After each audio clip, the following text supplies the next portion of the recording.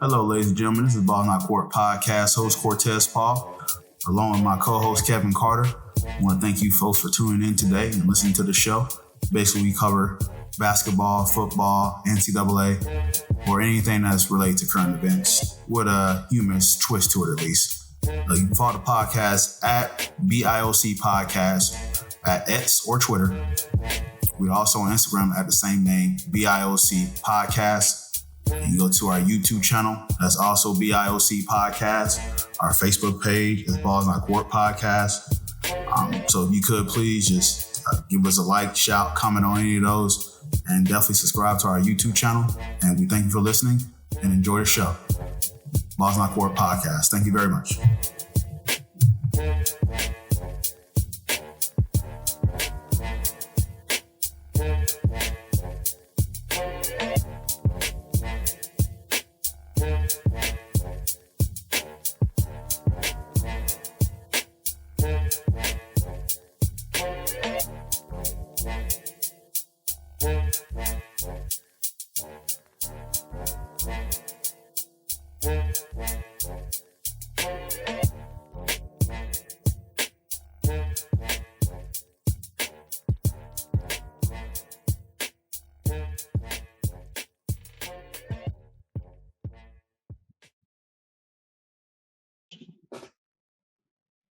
Welcome, ladies and gentlemen, to the Balls in Our Court podcast.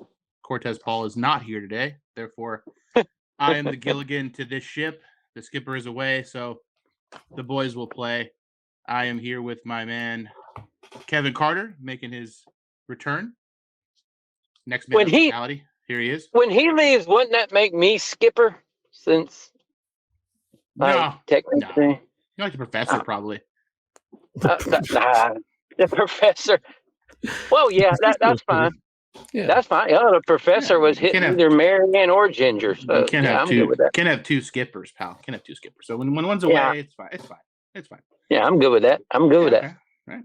And then back for another round is Mr. Saul from the How You Live podcast. I guess that makes me Gilligan, huh? No, I'm Gilligan. Is that what it is? No, you're not. You're the captain. No, you're Mr. Cortez is the captain. He's gone. Oh, yeah, you're Mr. Howell. Yeah, you're Thurston Howell the third. Yeah, I can live with that. Never thought you'd be okay with being a rich white man, but here we go. Hey, man, that's my I'm living my ancestors' dream. Oh, brother. Kevin, how you been, pal? How are things? I have been doing good. Just a rainy ass. I guess Florida's going to have a rainy ass couple of days. So just living in the rain.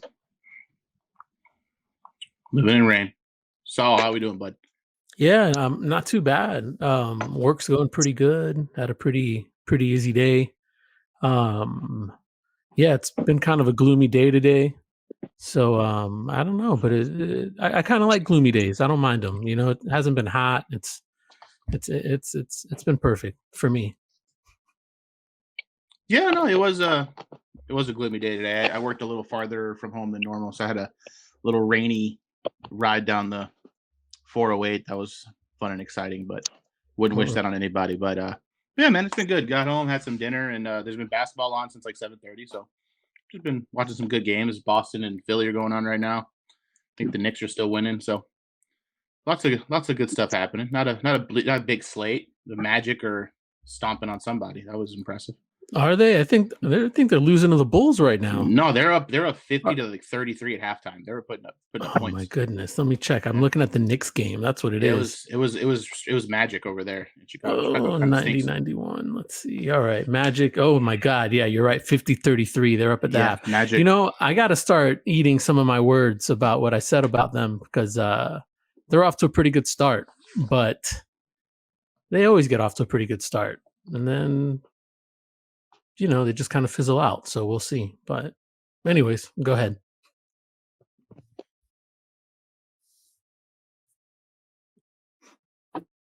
Oh.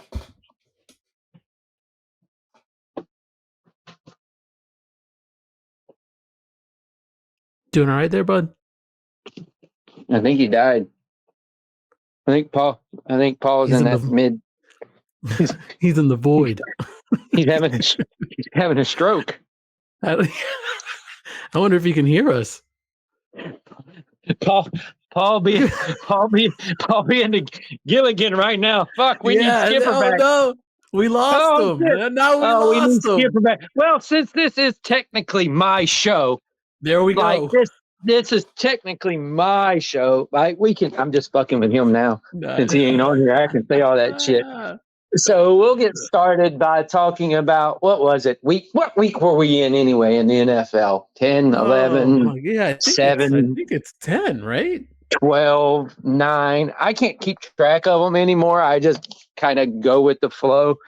I think the big week 9. It was week 9. There you go. Week 9. Yeah, so the big story coming out of week 9 is what? How good the Texans all of a sudden are.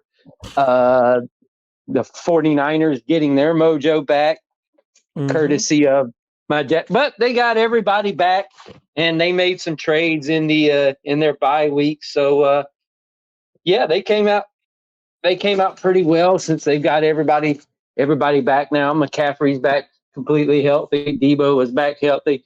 Trent Williams was back healthy. And it's amazing what having everybody healthy does for your quarterback.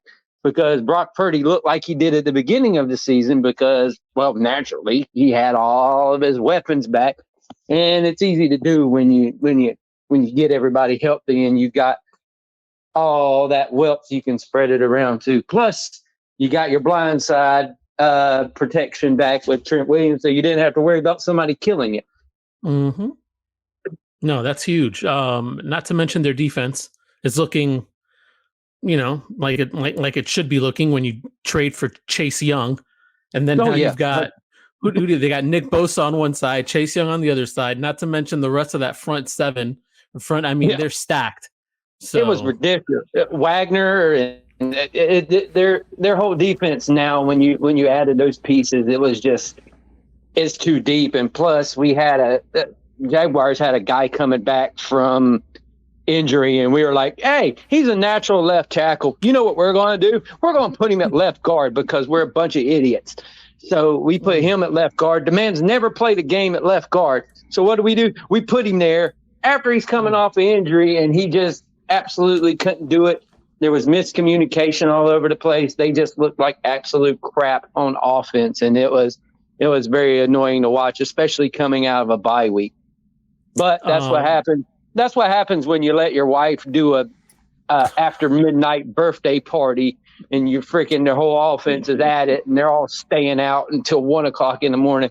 Uh-oh. I don't know what I missed, but all my audio cut out, so I'm back now. Oh, we know. We were just we were talking about the resurgence of the going at the 49ers and how they have kind of righted the ship. Yeah, after getting everybody back. Start there. We can definitely start there. Yeah. So. We're already done. Good. Cool. I'm just kidding. Yeah, I mean, hey, whatever, man. It is what it is. I'm Gilligan. I'm off to a strong start. So you already the minnow.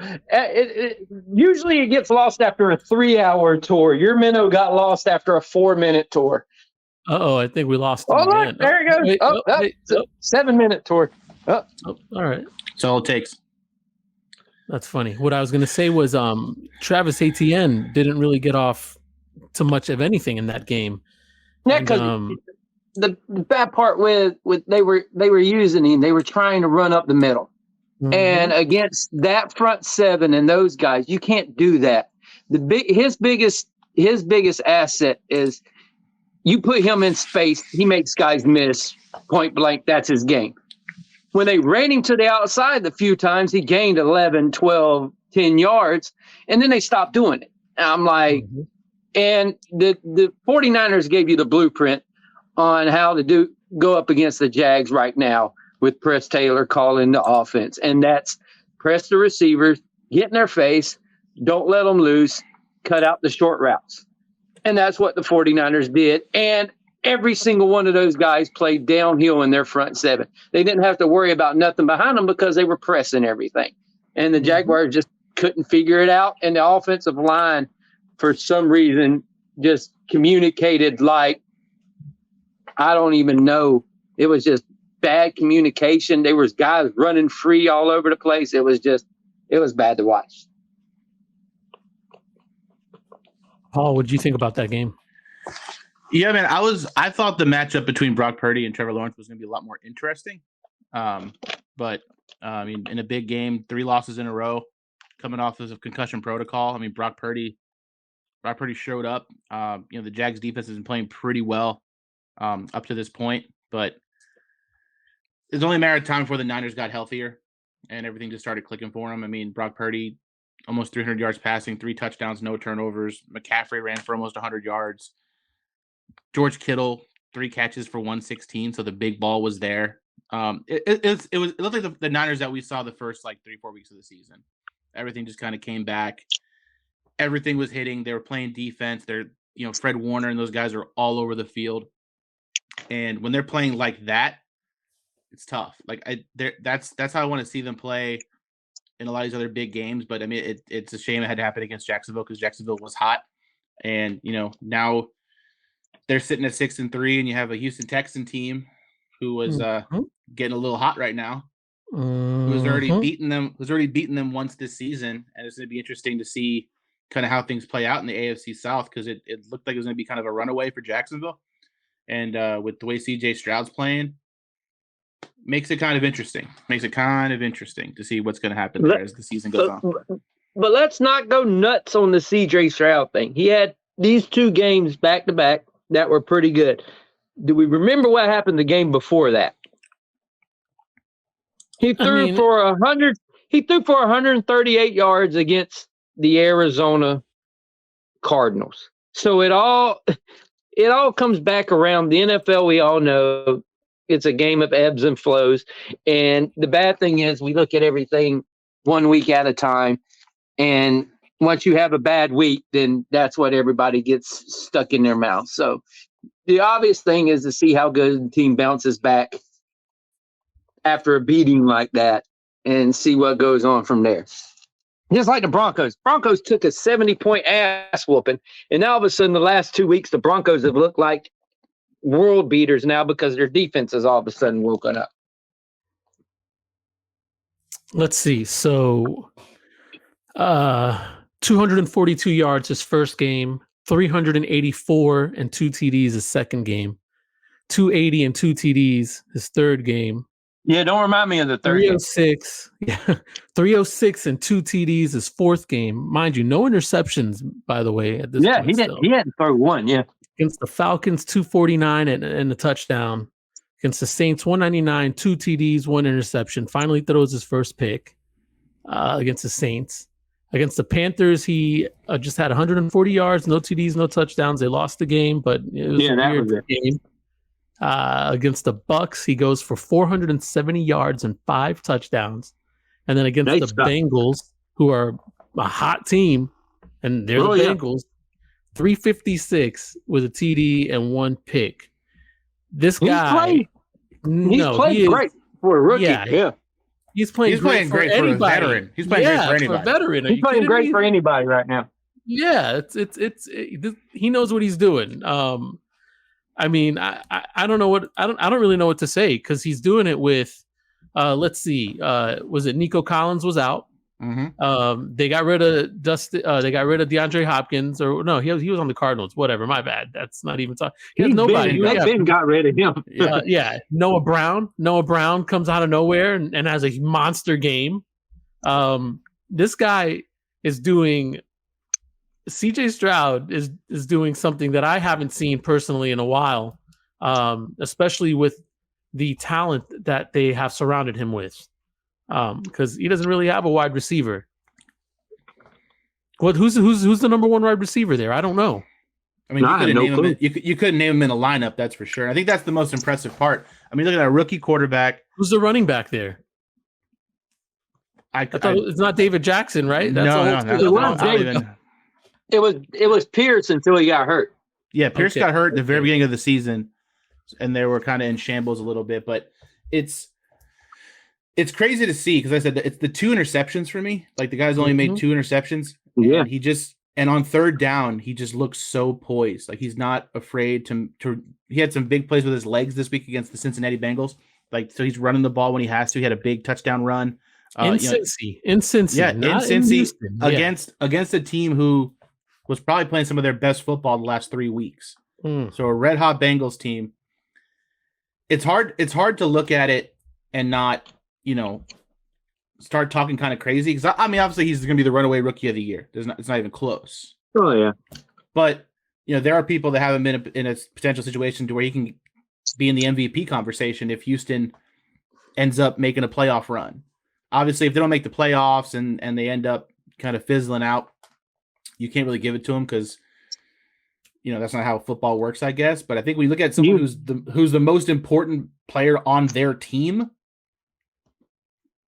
I don't know if anybody's more important than CJ Stroud to the Houston Texans. They're sitting at 5 wins. Oh yeah, take him out. They suck. So, I don't think anyone's gotten MVP votes as a rookie since like Edgerrin James in like the 90s. And then obviously, Jim Brown's like the last rookie to win Rookie of the Year in like 1950 something, 1957. So that's the last time a rookie won MVP of the league, but also like the league was still kind of, it's not what it is now.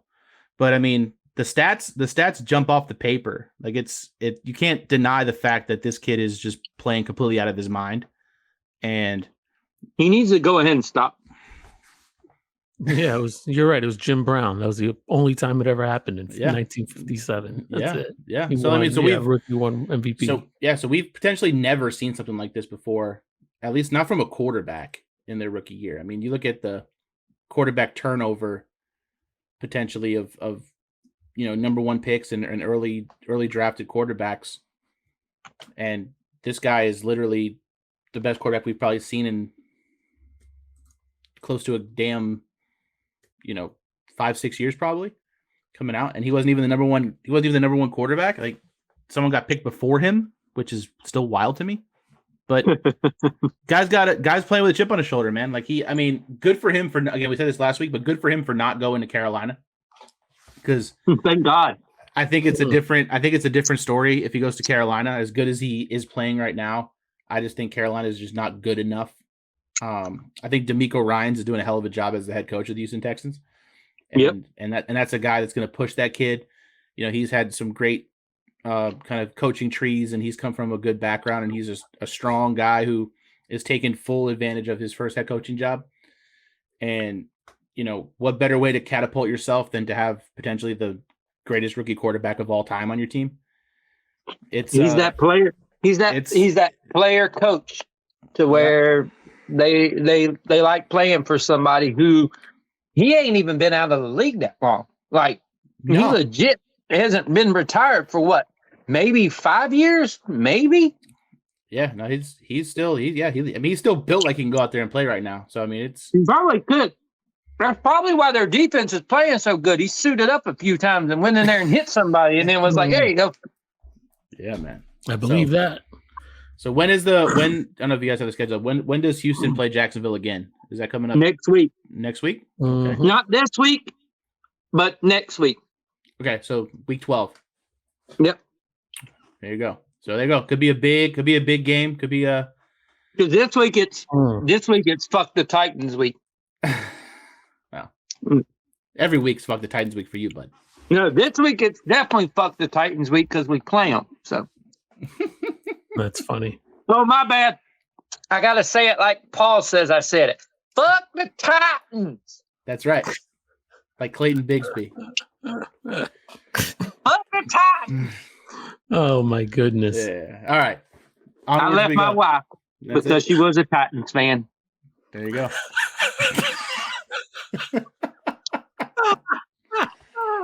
Oh boy. Next topic. I've been rewatching Game of Thrones, so this kind of hit me a little bit. So I want to ask you guys about who is the king of the North right now? The AFC North. The Ravens went down to the Browns. The Bengals went down to the Texans. Pittsburgh won. There's a bunch of teams there with 3 losses. Who's king of the North? How many teams Pittsburgh is the shittiest good team that I've ever seen. Like, shitty good. Like, if that's even a possibility of being a thing, they're shitty good. The thing with that whole division is they're going to beat the crap out of each other. They're going to end up splitting all the games, and then they're going to have to come down to like the 8th tiebreaker for whoever gets to win the division. It's that division's always nuts. But right now, the king of it, I still say it's the Ravens, just because overall they're the best built team. Deshaun Watson going out may be a godsend for the Browns for some odd reason, because they're playing better without him. And now he's got a broken collarbone or broken shoulder or whatever. Hey, it's nothing massage wouldn't fix. So he'll be all right. I mean, he was a big part of that win against Baltimore. He made some big plays late. But yeah, man, it's an interesting division for sure, because Cincinnati was pushing. They were doing their thing that they do every year, where they start off slow and they start to get hot towards the middle of the season and kind of ride that momentum. But Houston kind of knocked them down a little bit. It's the Ravens. It's the Ravens at 7-3. They honestly, they shouldn't have lost to the Browns this past week. The first 2 games, like I said last time I was on here, they should not have lost. They've led every game this season going into the fourth quarter. Every game they've led going into the fourth quarter. How many games? They've lost every game they've played. So, Deshaun Watson going down hurts. Cleveland's probably got like the best defense. Oh yeah, 100%. That defense. Myles Garrett is a guy who could potentially be an MVP conversation. I know he's a defensive guy, but the guy's got like 12 sacks. Yeah, but I mean, doing big things. I mean, it's not gonna. Cleveland just. I don't think much is gonna happen. Who's their backup? Who's the guy that they said that was gonna play? It was oh my goodness. What's his name? The guy that played a couple of games early on in the year. PJ Walker? PJ Walker. Okay. Yeah, you know what? Maybe that won't be too bad. PJ Walker, Texas Ranger.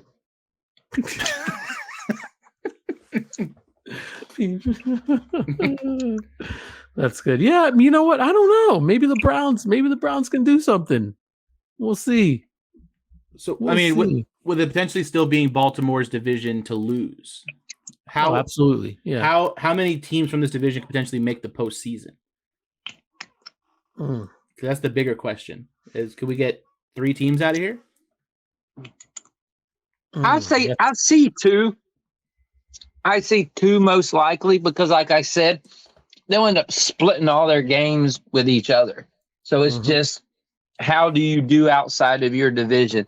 So I still think 2, because Cincinnati and Baltimore both still have a couple of tough games coming up. They still got to play Houston. I think that both of them still got to play Houston, and both of them still got to play Jacksonville. So you got those games coming up. And so it's just how well did they come off with their non-divisional games. So we'll see. But I see 2 probably. Yeah, I think Pittsburgh's eventually going to fizzle out. I think they're winning a lot of ugly games. They're not playing great football, but they just keep winning somehow. I know they've had a pretty favorable-ish schedule, so it's going to come down to these division games. Yeah, shitty good. Pittsburgh, and then I think Deshaun Watson going down kind of hurts the trajectory of the Cleveland Browns. I mean, I think they were peaking way earlier than probably people thought they might, especially with Nick Chubb going down at the beginning of the season. But that defense is good. They've lost Chubb, and they lost the guy who likes to lose Chubbs. Well, I don't know if he necessarily. I don't know if he likes to lose them. Yeah, he loses. No, he loses them to massage therapists. They gotta get rid of them somehow. Oh boy. Yeah. Oh brother.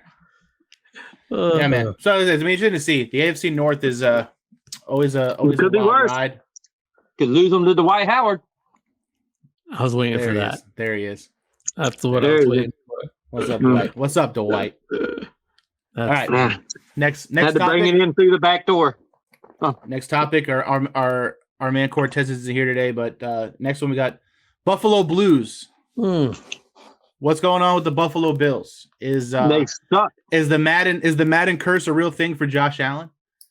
I know he's not injured, but he's probably having the worst season he's had as a starting quarterback in this league. Guy likes to throw the ball to the other team. But teams making a mess all over the place. You know, they were a team that ran that division the last couple of years, and it seems like everybody else caught up to them, and they're regressing. So, how do we feel about Buffalo, and what do we think about the Denver Broncos at this point of the season, coming off 2 big wins over Kansas City and Buffalo? Well, if your internet crap wasn't going out, you would have heard how we felt about the Denver Broncos, but you weren't here for that. But that's okay. I digress. Buffalo sucks right now. Right, Buffalo is about like their weather. Really, really shitty. I think Josh Allen's been exposed, and it's weird to say that because I would take him on the Jets right now if they were going to give that guy up. I don't care. I want anybody, but yeah, it's really weird. You know what? Buffalo. They signed Leonard Fournette too. Yeah, doesn't seem playoff Lenny. Yeah, it doesn't seem like they've been getting the running game going much. I'm not sure who's back there, James Cook or something like that, or yeah, it's not. It's Latavius Murray, I think, is another guy they got. No, Latavius Murray, I think is in Kansas City. No, he's in Buffalo, man. Latavius Murray, I think he was their leading rusher on Monday night. Yep. What? They got Cook, Murray, and then they went and signed Leonard Fournette. So they officially now have the oldest backfield in the NFL. Yeah, you're gonna have a look. Stephon Diggs is angry. Trust me, and it's not looking good. It's just not looking good. I don't know if it's the line. I don't know what's going on. The defense is not bad. I just don't. I don't understand. It's simple. It's weird. Is it a guy coaching wearing thing? The guy that's playing quarterback likes throwing the ball to the complete opposite team. Therein lies your problem. They fired their offensive coordinator. Because he's got all them turnovers.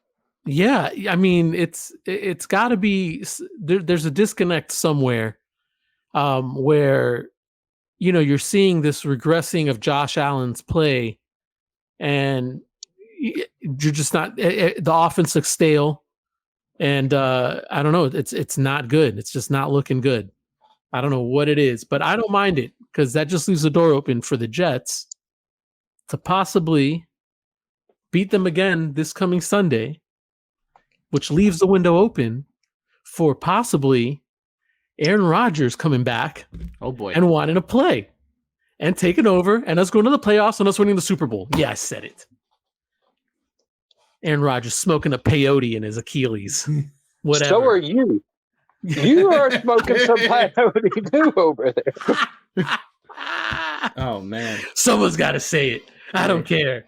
You were smoking a lot of it. You were smoking a lot of it. And you're probably wearing some high waters because the shit was getting deep on that one. Listen, if it means that Aaron Rodgers can magically come back and walk on the field like Jesus walked on water, pack my pipe with peyote. Oh my gosh! Please say, Art, that someone on this show did not just compare Aaron Rodgers to Jesus walking on water. Oh Lord, forgive us. With a it's broken, raining outside. And there are thunderstorms. No one needs to be struck by lightning. I mean, with his spiritual as that guy is, he's closer to Jesus than anybody probably. I don't know who he's close to. I don't know if not my Jesus, but hey, he ain't my Jesus. Whatever. He's coming back from a torn Achilles in 4 months. I don't know how he did it. The only thing Aaron Rodgers has got in common with Jesus is that they both went into a cave and 3 days later they came out. Yeah, yeah, pretty much. That's the only thing they got in common. But yeah, I don't know. To get back to Buffalo, I have no idea what's gonna. We'll see what happens. We'll see who takes over the play calling now. What they start to do. We'll see if they can get Leonard Fournette in shape, in game shape, I guess, and get him, because it's been a couple weeks since they signed him already. He hasn't. He's just sitting there on the sideline. Yeah, I don't know. We'll see what happens. We'll see what happens. Well, the pictures they shared of Leonard Fournette, he looked like he was ready to go. I mean, dude was out there in short shorts while everybody else was wearing sweaters, and he was letting the dogs out all over the practice field. But for some reason, yeah, he's just not playing any snaps yet, and having a running back by committee when your quarterback is giving the ball to the other team, it's not a good look. So, segueing off of Saul's high hopes for the New York Jets, how do we? I already heard the tail end of the Jacksonville stuff, so you don't get into that. But how do you assess your team's performance from last week? How you feel they about the fucking Jets? suck. How you feel about the Jets? Yeah, last week. What they lost to? Who did we play? I don't know. Raiders. The Raiders. Yeah, are you kidding me? What a joke is all I have to say. But I think we need to give props to the Raiders and Antonio Pierce,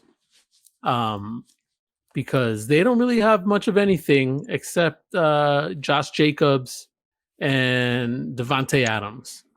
And they weren't using them at all the past, I don't know, all of the season before these last two games. And Antonio Pierce decided to just, hey, I've got Josh Jacobs is the best player I've got on this field. Let me use him. And that's what's happening. Good for them, man. Good for them rallying behind their coach and I mean, eking out a tough win, because it was an ugly game. It was an ugly game. Y'all had a couple touchdowns overturned too. I mean, it could have been it could have, you know what I mean? Y'all beat yourself, probably, I guess you could probably say. And I don't know if I want to blame Zach Wilson anymore as much. I still kind of do, because he kind of, I mean, God, it's not. He doesn't jump out at you as somebody who's doing anything great. But let me see what I got here, because he's not really doing anything terrible. I mean, he had a rushing touchdown that was called back, which was kind of a bummer. And they had another play too in the end zone that was called back too. But it was tough. It was tough because y'all were in that game going up against a rookie quarterback. It's our defense that keeps us in it. It's our defense. And that's what I feel bad for, because our guys somehow,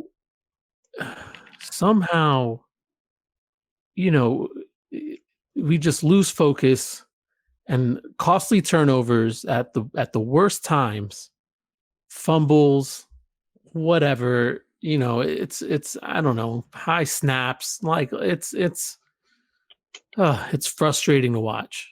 But yeah, the Jets fucking suck the last 2 weeks. We should have beat the Chargers. We should have beat the Raiders. We'd be sitting on top of the AFC East right now, because we beat the Bills, and we'd have a better record than everybody else in there, I think. The Dolphins lost, didn't they? Well, they had a bye week. Exactly. Yeah. I mean, if you look at some of your losses, like, listen, I'm a Giants guy, whatever, but if you look at some of your losses, you only gave up 15 points to the Patriots and lost. You beat the Eagles. You lost 27-6, but that's just because the offense couldn't get anything going. And then, 16 points to the Raiders could have easily been a W too. So if we could have scored a touchdown, that's all. Got to score in the red zone. If we could have scored a touchdown in like what, 1, 2, 3,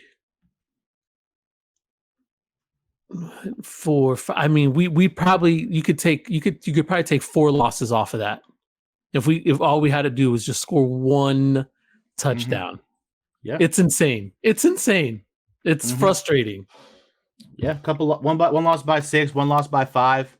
I mean, it's your defense can only do so much, and it's a hell of a defense. But when the offense can't can't get you going. It's crazy, and it's a shame too because Breece Hall is having a pretty good season coming off of a major knee injury. I mean, guy was leading the league in rushing yards per carry, I think, going into last week. Mm-hmm.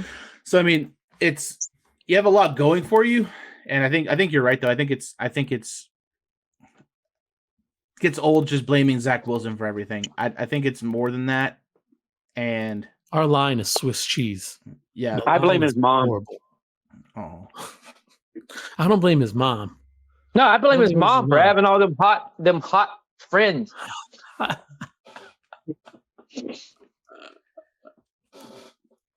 boy. All right. I I'm not But gonna. He's distracted. He's distracted. But talking about the Raiders are another one of those teams where they got a former player now that's their interim head coach, and they're rallying around those former players. A lot of teams now are going to start looking at former players to become coaches just because they see the way that the team is rallying around them. And the key is these former players go out and get them a bunch of people that know what they're doing as coordinators and such, and then they can be the figurehead, and then they can go out and they can talk to the team and they can get them going. And then, yeah, it's going to become a thing where a lot more players are going to get a lot of looks at coaching. Yeah, no, it's great to see like an Antonio Pierce get that opportunity, and just seeing how broken the Raiders were 2 weeks ago. Like, that team was a hot mess with Josh McDaniels there, and now they're winning games. I mean, sure, they beat the Giants and the Jets, but they're smoking cigars afterwards. They're having a fucking time. It's what happens when you get poison out of your system. You think they'll find another coaching job again? You think Josh McDaniels gets another go at this? You think He'll probably go to college as an assistant? He'll go to fucking. This is what'll happen. He'll go to fucking Alabama like everybody else does, and he'll go through the Nick Saban car wash at Alabama for a couple of years, and then boom, he'll get another job somewhere else. Yeah, I could see him running the college ranks. I could see him going to Michigan or something crazy after Harbaugh leaves. I wouldn't mind him coming and being the offensive coordinator at Florida. Oh man, that'd be amazing. Wouldn't mind it at all. That would be great. That would never happen, but that would be great. Yeah, I can hope. For sure. What do we got next, Paul? Well, for me, I'm just going to talk about the Giants for 5 seconds. Oh, brother, those guys stink. So say what you want about the Jets right now, but Giants are fucking stink, man. Hey, at the end of the day, at least we didn't give up 70. I thought we were gonna. Tommy DeVito. I thought we were gonna Tommy for a minute. DeVito. For a minute there, I thought Dallas was gonna score 70. I mean, Dak Prescott was throwing the ball all over the field. At some point, I feel bad because that team's just going to implode, and they'll probably let Wink Martindale go as a defensive coordinator. They'll probably do a bunch of stuff, and quite frankly, just nothing's gone right.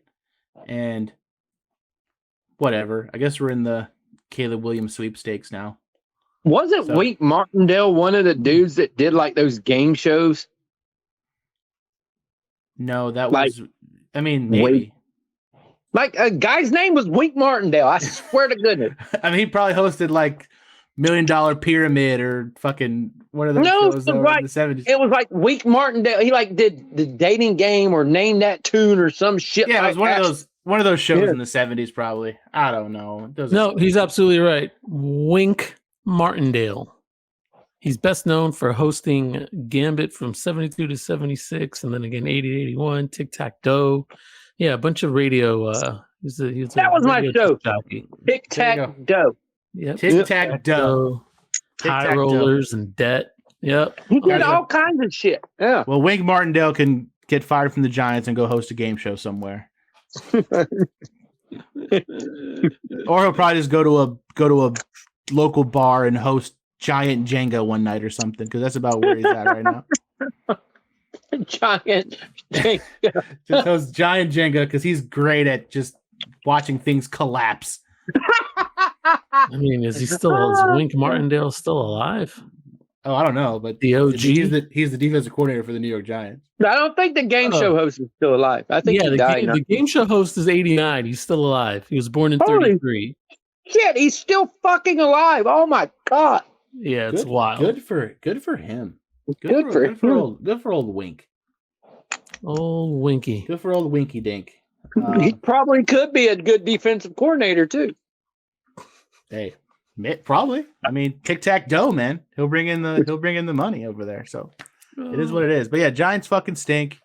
And I'm just gonna skip this segment the rest of the year. I'm not even gonna talk about it. There's nothing to assess.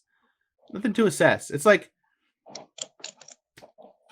trying to assess a kid, like a potty training a child, and it's just like, did they poop? Yeah, they did. They shit the bed again. Yeah, they shit the bed again. Every week, just shit everywhere. They don't know how to use the fucking toilet, and it's just bad news. That's exactly what me watching the Giants is like. Is me trying to just be proud of them for going to the bathroom, and they just fucking shit themselves. And that's about it. Yeah, that's tough. Anyway. Then the one week they'll win, and he'll be like, "Look, I peed in the toilet." Yeah. Then you get them pull ups, and then they just shit all in those too. It doesn't make a goddamn difference. Anyways, on a more positive note, player of the week. Who are we inviting to the cookout this week? Thanksgiving's right around the corner. Lots of good food to be had. Who are we inviting to the cookout? Who's your guys' player of the week? I mean, I don't know. I'm going CJ Stroud still. He's a rookie and he beat the Bengals. That's huge. I don't care. If that's somebody else's and I stole it. My bad. But no, it's fine. We did the same thing last week where it was clearly going to be CJ Stroud, and we just found two other guys to use. So CJ Stroud finally gets his invite to the barbecue. So he's there. Are you kidding me? It's a wrap. He can have whatever he wants. It doesn't even matter at this point. I'll invite Brock Purdy. His welcome back dinner from playing like poop the last few. Welcome back, Brock. You're back to where you were in week 3 or 4. That a boy, Brock. Yeah, Brock I like Purdy, that. Brock Purdy coming in hot. I'm gonna invite David Montgomery from the Detroit Lions. Guy came back from injury. He's been out. Coming in. That was a fucking shootout between the Lions and the Chargers. And David Montgomery, he had a big run. He had 116 yards off 12 carries, almost 10 yards a carry. Is that 2 weeks in a row, though? Somebody's invited David Montgomery? No, I invited him early in the season when he was playing really well. Then he got hurt. And then I invited the rookie, his first start. Last week. Jahmyr Gibb. Yeah. So that guy. Mm-hmm. So, I mean, kudos David Montgomery. I mean, I could have went George Kittle, but you took Brock Purdy. I mean, there was a lot of big games had, but Detroit showed a lot last week. I mean, they were going back and forth, and the fact that they were able to close out that game showed a lot of poise in that team. And Jared Goff, I mean, Jared Goff could come too. 333 yards, 2 touchdowns, no turnovers. Jahmyr Gibbs could come again too. Both of those running backs went over 100 yards. Yeah, I mean, looking at over 200, almost 200 yards rushing, and then the entire Lions offense, man. Dan Campbell is just Motor City Dan Campbell, MCDC, just out here, just again, former player coach. It just shows the trend. It's showing the trend of these guys who aren't super old. They still have a pulse on the league. They know how to talk to their players and know how to maximize their talent. So honestly, Dan Campbell is the guy I'm going to invite to the cookout just for the way he's running this team. So Motor City Dan Campbell, come on down to the cookout, and we'll give you some chicken legs and stuff. So you don't got to eat any human legs, but kneecaps. No kneecaps. Yeah. No kneecaps. No biting people in the kneecaps. This is a family friendly function. We're not going to do that. So, yeah, man. So it was an interesting week 10. A lot of the bigger teams had buys. So I'm going to kind of skip the top 5 because a lot of teams didn't play. So instead of our top 5 teams through 10 weeks, want to have a little fun here, and I want to go top 5 Thanksgiving sides. Oh, sides. Sides. Mm. All right. Mashed potatoes. So ham and turkey already out. So Right. because we're talking sides. Right. Yeah, you gotta have That's mashed the entree. potatoes. You gotta have corn on the cob. Some kind of corn. What kind of crazy shit are you going to? What do you Corn on the mean? cob? Corn? Yeah, or some kind of corn. I like corn on the cob. Is the fucking engines inviting you guys over for shit? What the hell's going on? Let's see. We got like rice We and have beans fresh- at my house too. You know, We have fresh corn off cob. corn off cob. Cob corn. Cob corn. Oh. Corn. I don't know. Man, all of it's so good. I don't even know. Come on, man. You can do Okay. it. You can do it. Kevin got it. Go ahead, Kevin. Let's all think about it. Go ahead. You Kev, go go throw ahead. off 5. Go ahead. I got 5 too. Go ahead. Okay, let's see. Number 5 would of course have to be green beans with the bacon strips in it and all cooked up and simmered nice. 4, of course, you can't have Thanksgiving without stuffing or dressing, if you want to call it that. 3, my mom makes this and everybody loves it. I'll enjoy a little bit of it, but broccoli casserole. She makes it. It's a Southern white people thing. 2, of course, you can't have a good meal and dip all that stuff without having some rolls, man. You gotta have the good rolls, the good fresh yeast rolls. And then my number 1 is sweet potato casserole. You got a whole lot of casserole on that plate, pal. Yeah, it's a lot of Yeah. casseroles. Yeah. Look here, we are Southern folk. We eat the fuck out of anything that has roll at the end of it. Whatever casserole, we'll eat the shit out of. Anything you could put in Tootsie one of Roll. them nice ceramic dishes and just bake it in the oven. Exactly. Anything you could put in that, and then later on could transfer nicely into Tupperware. Bingo. That's the shit you gotta eat. This guy had rolls really high like up on it. the list. I like it. All right. Also, fun fact, speaking of rolls, did you know that the week of Thanksgiving you can go to Texas Roadhouse and they will give you could order, I mean you have to buy them, but you could order Texas Roadhouse I used to work at Logan's. Mm-hmm. Steakhouse, same thing. But They will during sell you Thanksgiving- they will sell you frozen rolls. no, You just take home and bake. the 2 days before Thanksgiving, motherfuckers would come in and they would get them from us raw. That way they can proof at their house, poof up, and then they shove them in the oven, but they would do it 2 days in advance. Wow. There you go. Oh, yeah. Thanksgiving hack for all y'all people that are But that's why rolls, Yeah, it dude, is. that's why rolls are so high up there. They play an integral part as a sponge for a lot of our casserole. They do. That's A toll's a toll and a roll's a roll. And if you little don't roll. pay no tolls, we don't get no rolls. a little roll for the casserole. A little roll for the casserole, Hey. baby. Mm-mm. All right, so I'm gonna go. I think you kind of right. I'm gonna go stuffing 5. I'm gonna go green bean casserole 4. I'm gonna go rolls, Hawaiian rolls, biscuits, whatever you got. Give me something to soak up all the goodness. I'm gonna go macaroni and cheese. Of any There you kind. go. Give me some mac and cheese. You can put bacon in there. You can put whatever you got. Mhm. Nice homemade cheesy mac and cheese. And I'm gonna go mashed sweet potatoes. So mashed potatoes, but sweet potatoes. I love sweet potatoes. I'll take. I mean, you can just put sweet potatoes at number 1, period, because you could do some of these. I'll just take sweet potatoes as the number 1 side because you could have sweet potato casserole. Man. That's Sweet potato casserole. You can have sweet potatoes, yams, whatever you want to call them, whatever you got You going put the on. over there. You put the marshmallows on top of them, and then melt the oh god damn it, I'm hungry. Yeah, so that's where I'm going. That's my top 5. Let me see. All right, so Spanish Thanksgiving, it's a little different because Yeah, man, culture meat. Yeah, we have moro. Moro is like brown rice with like guandules. I don't know how to say guandules. in Beans? English. They're not beans. They're guandules. Oh, okay. Yeah, I don't know. They're like like, I don't know, little brown peas or something. Okay, I know what you're talking. Oh yeah, those things. I know what you're talking about.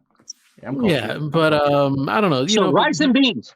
Yeah, a variation of that, but that's like a staple. That's there. Mashed potatoes for sure. Mash and gravy. It's that's a. There you go. Know, you gotta have that. We like sweet plantains. Sweet plantains are really good. So I know my mom always makes those. It's pretty good. And the stuffing. The stuffing's huge. Stuffing's got to be on point. I think is that 5? Am I good on 5 there? That was 4. That's 4. You got one more. Well, I'm going back to corn. Some sort of corn. Some sort of cornbread. Some sort of corn casserole. Ooh, cornbread's a good one. You know, cornbread. You gonna eat your cornbread, Clyde? Hell yeah! Oh man! Cornbread. But yeah, those are Thanksgiving staples right there. Ain't nothing wrong with that. But here's the more important question. What the fuck was that? That was me pulling up the NFL schedule and then one. Oh, okay. The more important question is, what is your top dessert? Ooh. Like, what's the one dessert that you have to go, you know what? Cut me a piece. My mom makes this really good, like, pumpkin bread. I don't know how to explain it. Yeah. Ooh. So you have that shit for breakfast? You have it for... Dude, yes. Oh, man. You can have it all the time. Yep. Breakfast, lunch, and dinner, glass of milk. Can heat it up or toast it. Oh, it's so good. Is it in roll form? No, it's like a loaf. So it comes in like a loaf and you come in slices. Oh, my God. It's so good. Oh, yeah. Yeah. Man, that's got to be it. Go ahead, Paul. I was gonna say. I mean, any kind of pie for me, really, for Thanksgiving. A pumpkin pie, a good apple pie. Yeah, some poontang pie. Whatever kind of pie you got. But I love pie. I love pie, my man. We have this thing we called banana split cake. Oh. So on the bottom, you gotta describe it to people for them to get it. On the bottom is a graham cracker crust. Oh, I like it already. Enough said. Then the next layer, it is a cream cheese mixed with whipped cream, with pineapples and bananas and all that kind of mixed into it. Then you get another layer of nothing but whipped cream. Oh, that's a lot of whipped cream. Then you get more bananas. And then guess what? More whipped cream. Oh, that's too much whipped cream. Yeah, that's and then some cherries on top. You talk about clog your heart, make you want to take a nap before the next football game comes on. That's it right there. People are like, why do you weigh that much? Well, because if you saw my family, all their fat asses made me go in late. That's why I'm skinny. I mean, you essentially, what'd you say this thing was called? Banana split cake. I mean, you basically just made the biggest cream pie of all time. No, next time you talk to Cortez, you ask him about it. We made a banana. He was here. He was here for Thanksgiving one time, and he ate with us. And his mama, God rest her soul, she looked at Cortez and said, like any mama would do, "Did they feed you, baby?" His exact words were, "Mom, not only did they feed me, but they fed me."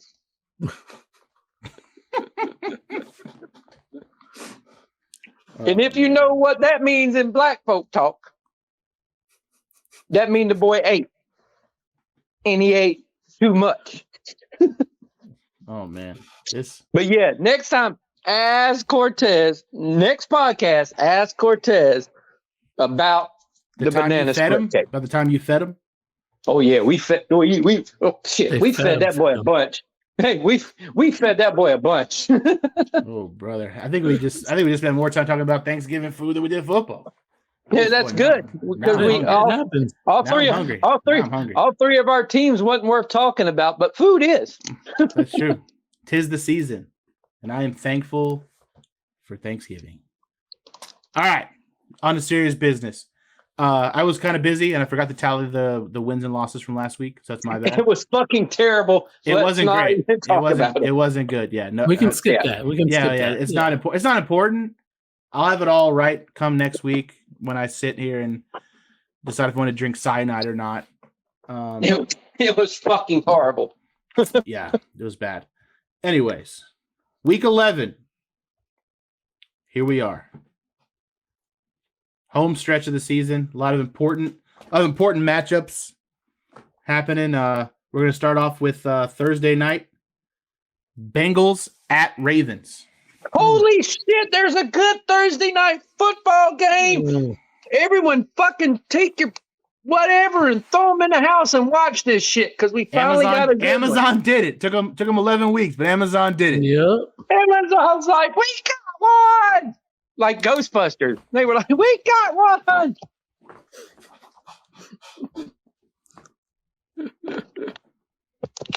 I don't know. I'm going, where's it at? In Cincy? In Baltimore. I'm going Ravens. Kev? I will take, the Cincinnati Bengals. Yeah, I'm feeling that chill. I'm feeling that little burr. I'm gonna go Joe Burrow. Cool Joe's gonna come in, rebound. I'm gonna go with the Bengals knocking out the Ravens. And then it just opens up a whole lot of interesting stuff happening here. Cortez rides with Baltimore. That's his Super Bowl pick. Cortez is riding with the Baltimore Ravens. Baltimore and Detroit. That is who Cortez is going to pick forever till the dawn of time. Mm-hmm. All right, no more Europe games, no more Germany, no more London. We're back to just regular old-fashioned American football. The Pittsburgh Steelers at Cleveland Browns. Ooh. The AFC North is about to get figured out real quick after. Exactly. I'll take. I'll take Pittsburgh. They just somehow find a way to pull off games in the ugliest manner humanly possible. I'm going Cleveland. They rally. They keep the momentum going. That defense is too much. I think the defense pulls it out for Cleveland. Yeah, I think this is going to be one of those ugly games, and I think backup quarterback starting for Cleveland again, up against old Kenny Pickett out there for the Pittsburgh Steelers. I'm gonna go Cleveland as well. Just defense is too good. Cortez is riding with the Browns also. So Kevin, this one's this your chance for greatness, pal. Next up, the Chicago Bears at Detroit Lions. Oh, fucking hell. Yeah, come on, Detroit. I'm with Cortez on this one. Yeah, well, pick Detroit next game. Yeah. Detroit across the board. All right. Los Angeles Chargers at Green Bay Packers. Ooh. Oh. That's a good one. I'll take the artist formerly known as San Diego Chargers.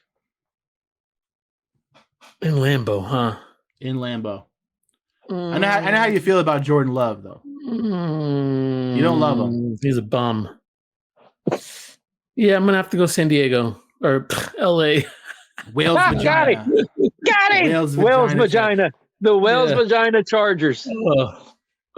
Yeah, I'm gonna go Chargers. Just because, Jordan Love stinks. Whereas the locals call it San Diego. St. Diego. Cortez also riding with the Chargers. Okay. All right. Las Vegas Raiders at Miami Dolphins coming off a bye. The Raiders. I'm going Raiders. I'm riding that. They got a 2-game win streak going. They're coming in Antonio. They're coming into Miami. They're focused. You know what? I'm going to go out on a limb. Raiders. Fins up. Yeah, I think Buffalo real, and I think Miami can. This is their opportunity to pull away. They're playing a bad team. These are the games they typically win. So I'm gonna go. I'm gonna go Miami just because the track record has proven that they can easily roll through these games. Coming off a bye, they're well prepared. Miami Dolphins. Cortez also ride it with the Miami Dolphins. So Saul, you're on the Raider train. You and Fox. Vroom, you and Fox. vroom, yeah, vroom, yeah. Fox. Yeah. Riding for Fox. Let's go. Next 1 o'clock. Next 1 o'clock. New York Giants at Washington Commanders. Fucking hell. Oh, You said Commanders, and I wrote down Redskins still. God. God. They're the ones who serve corn on the cob. Washington shoves a corn of cob up their ass. Yeah, I'm with Kev on this one. Commanders. You know what? Just do it. G-Men, baby. Let's go. Oh, God. If there's ever a chance for them to win a football game, just give it to Saquon. Just give it to Saquon. The Danny DeVito led. Let him play quarterback. Who gives a shit? Let just Saquon just fuck it. Put him in middle linebacker. I don't care. Put him everywhere on the field. But I'm gonna go Giants, and Cortez is also riding with the Giants. Whoa. Yeah, baby. All right, next 1 o'clock.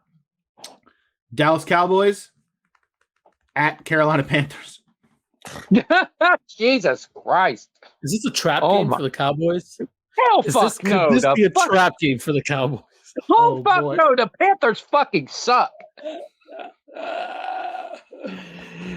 Oh, I hate it, but the Cowboys. Yeah, Dallas. Yeah, Dallas is playing really good right now offensively. I know earlier in the year their defense was carrying them, but their offense is rolling, and they are putting up points against these bad teams. Look, if your coach is taller than the opposing team's quarterback, you're automatically getting picked. That's true. Yeah, I'm gonna go Dallas also. Cortez also goes with Dallas. Sorry, Carolina. Still got Carolina. Still got some good barbecue out there, but other than that, ain't nothing going for you. Oh, Carolina. Anyway, next 1 o'clock.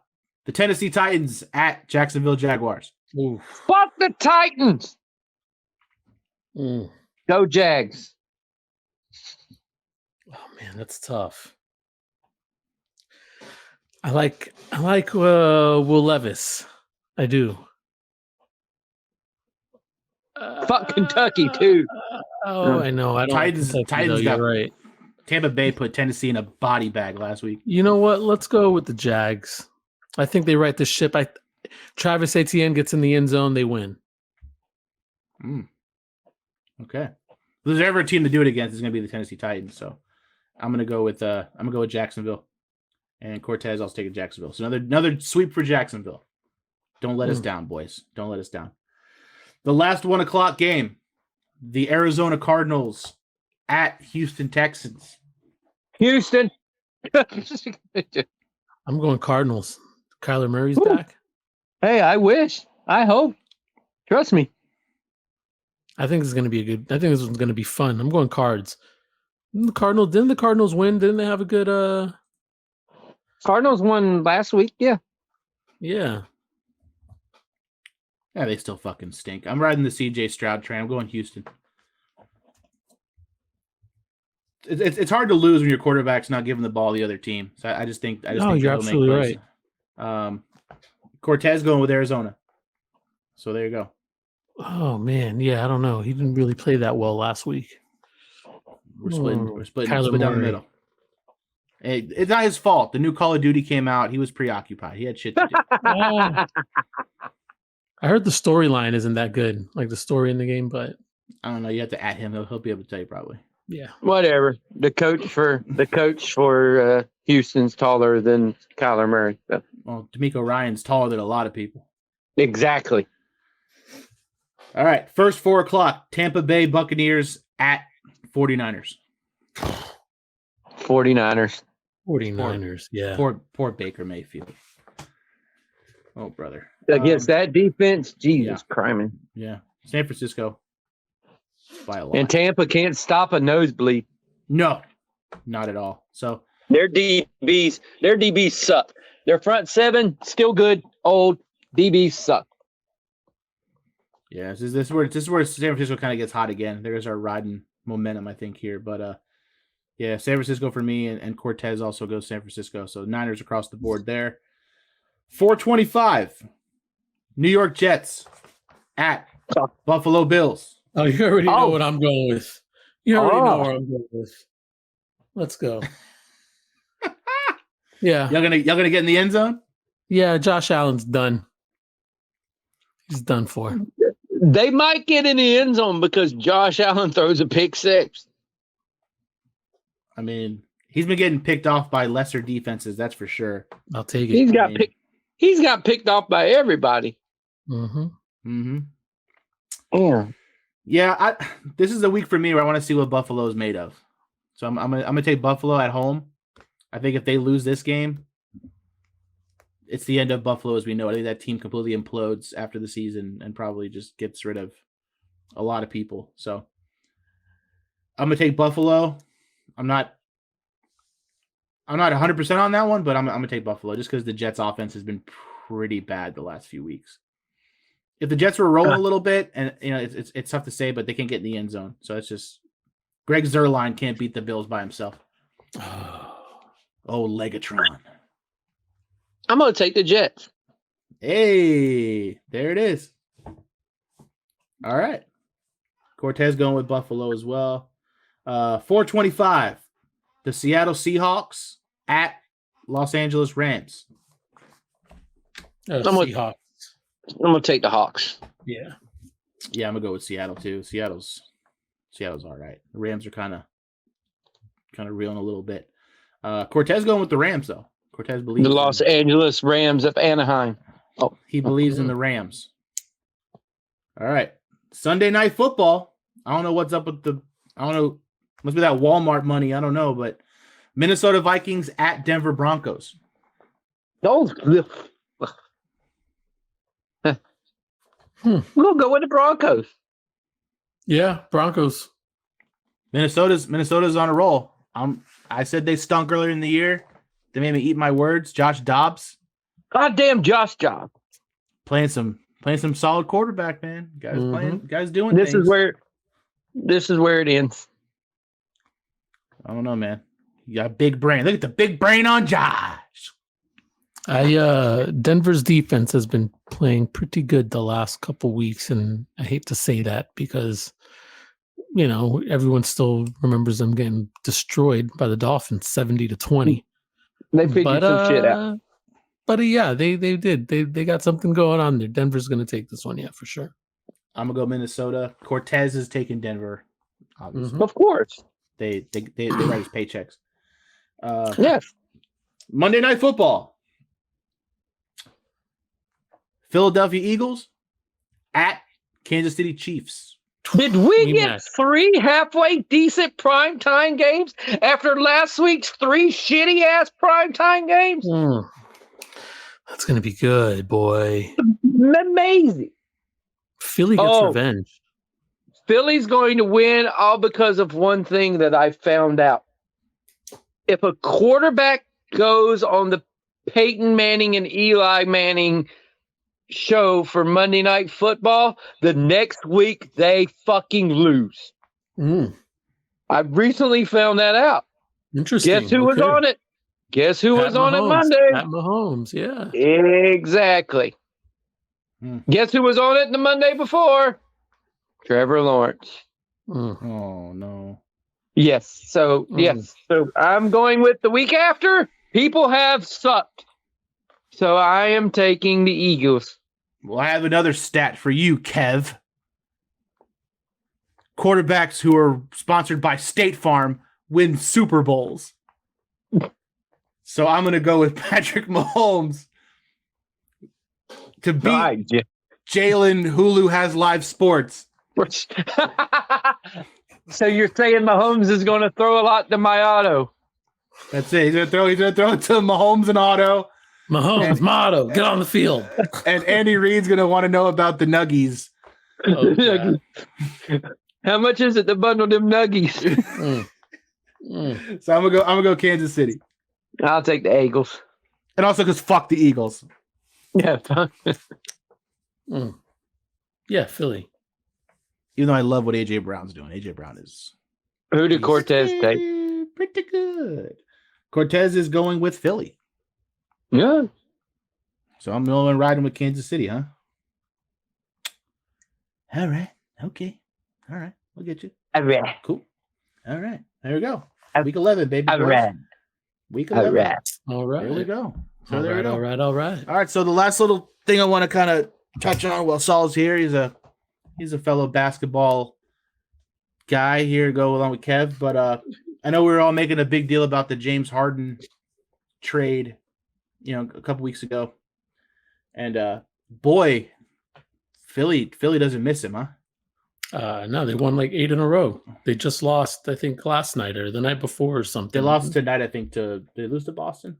Boston. They were losing. Well, Boston's another good team, so it's not bad. But yeah, they got rid of him. They go on a win streak.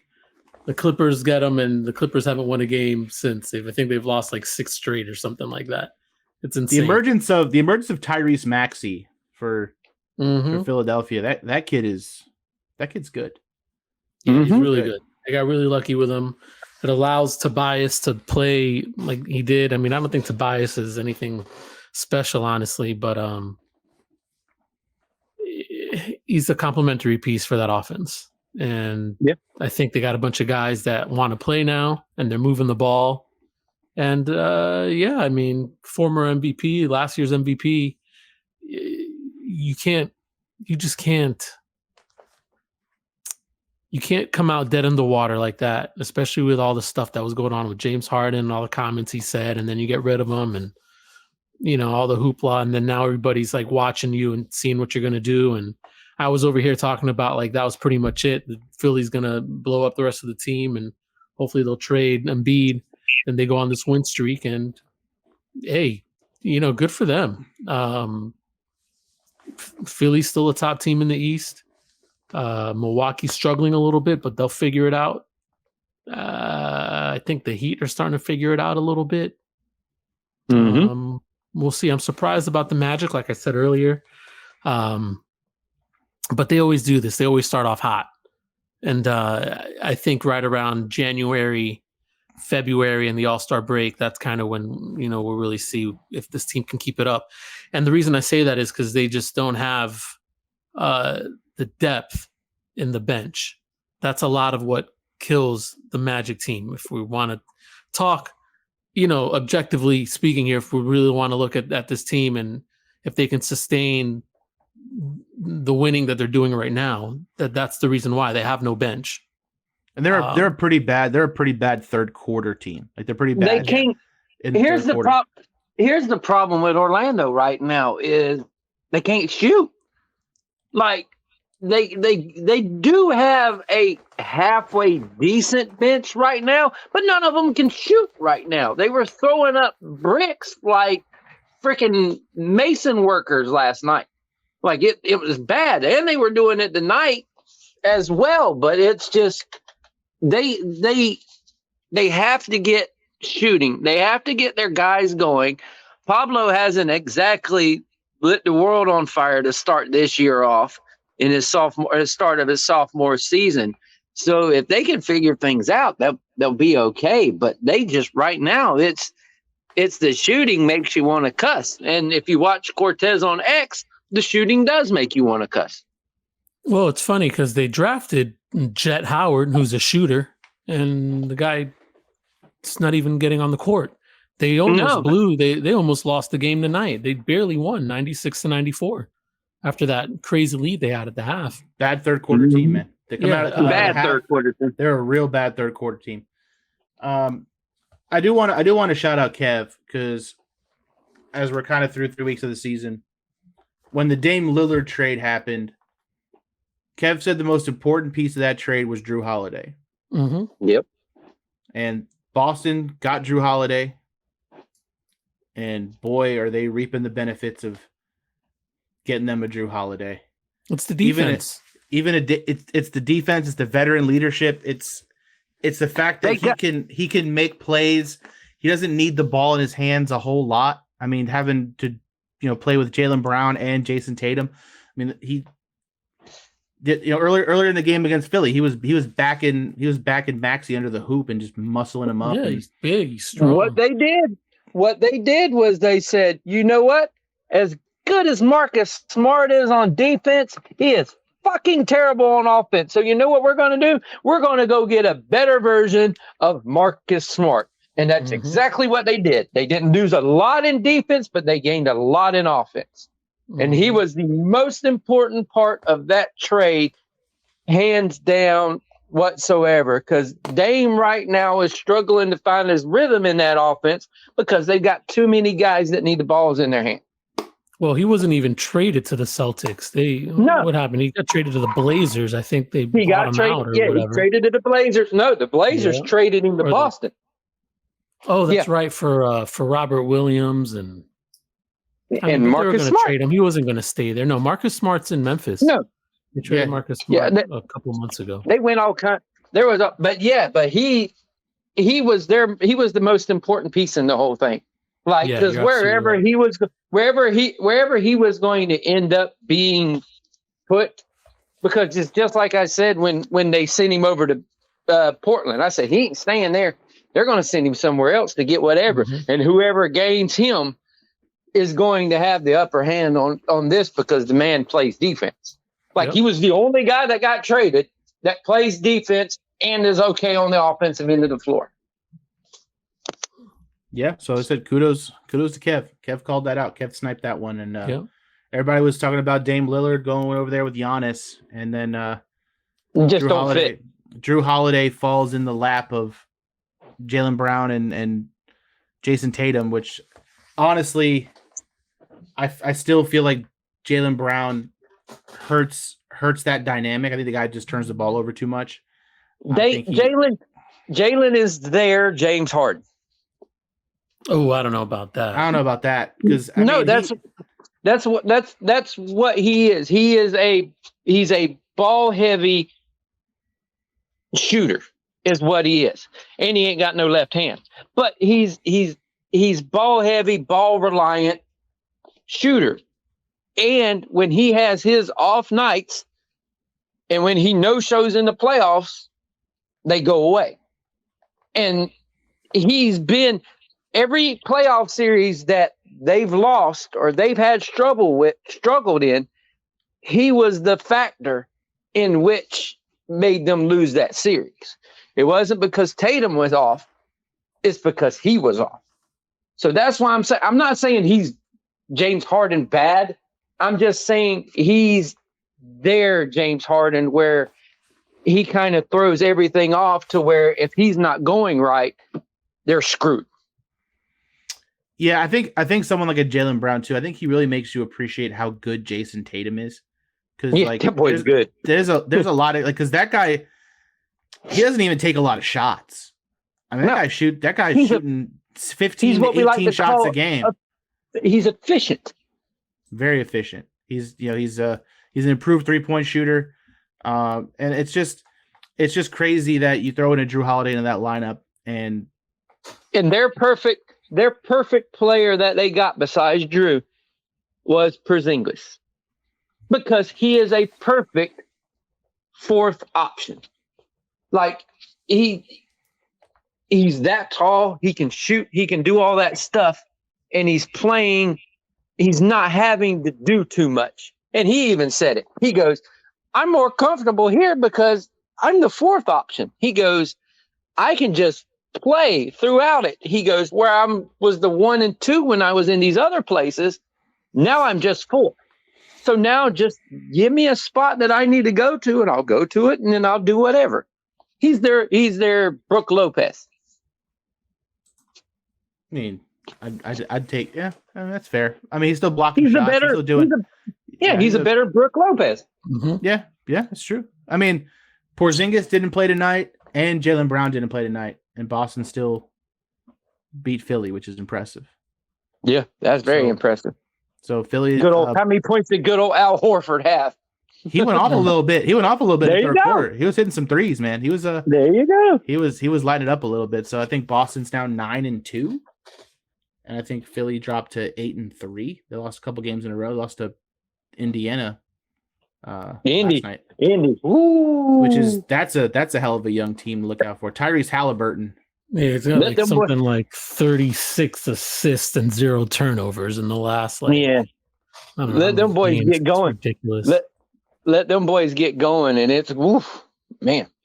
He said it's like playing 2K with the wide camera where you can see the whole court. He said that's how he's playing right now. Nice.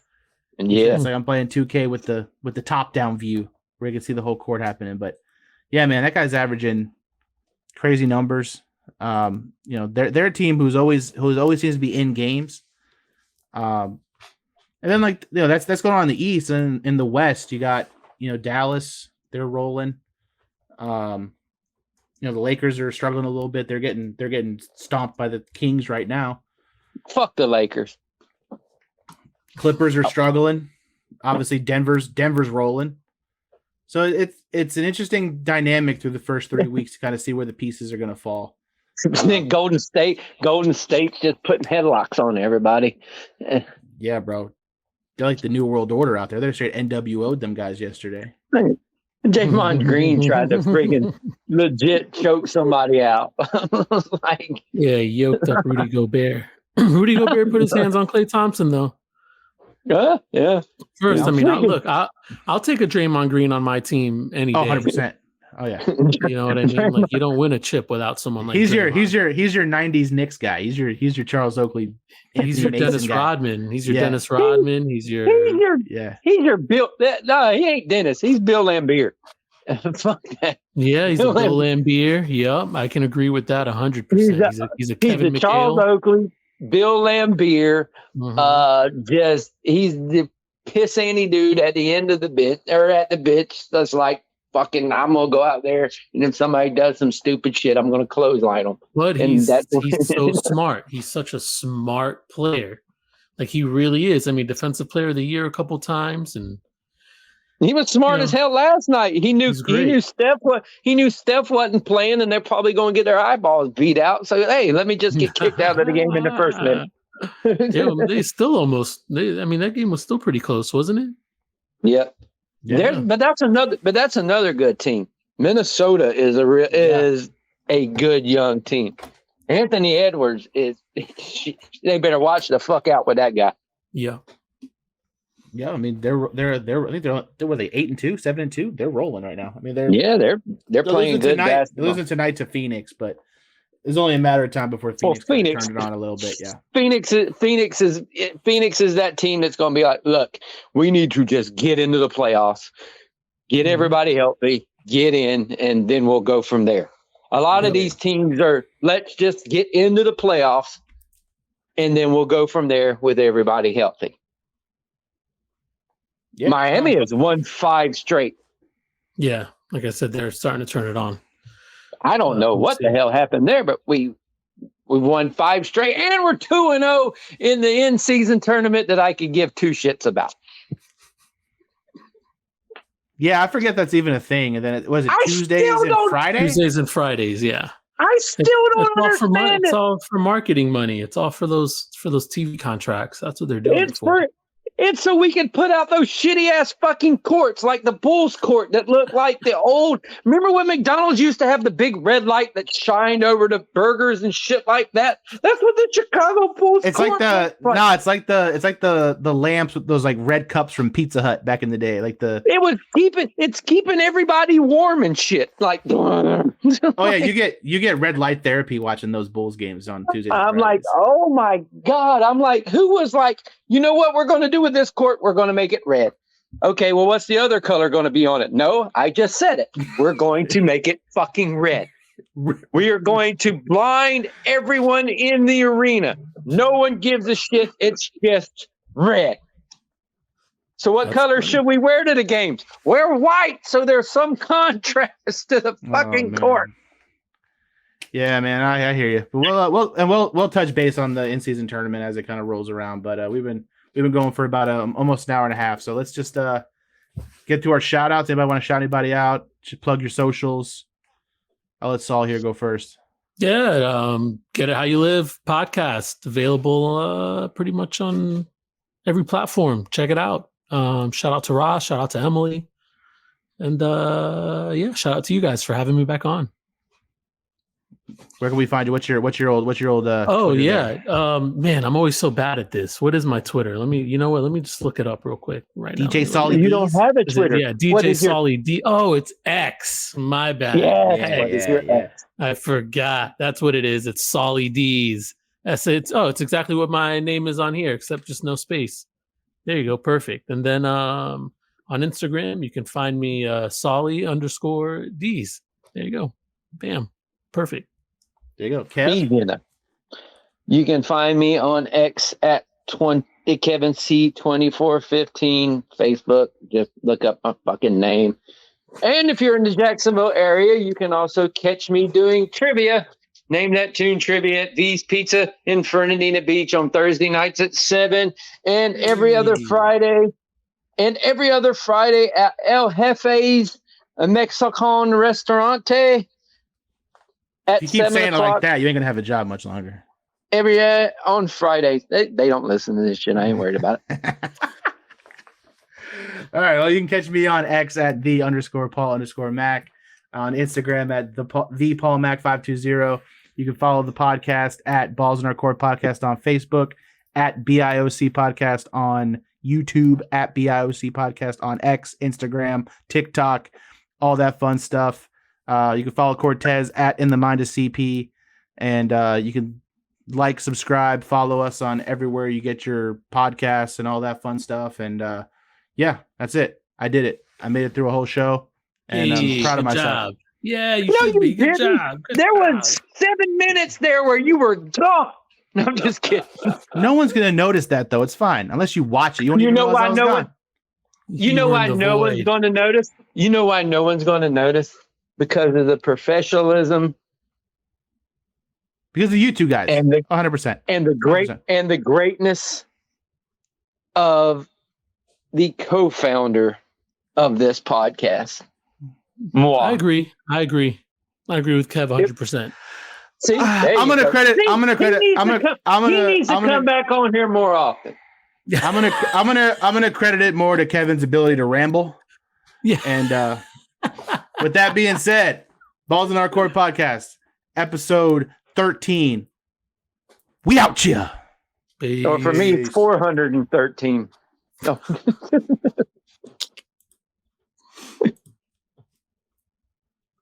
It won't let me stop. Uh-oh. Push the button. We're not stopping. All night long, 24-hour podcast.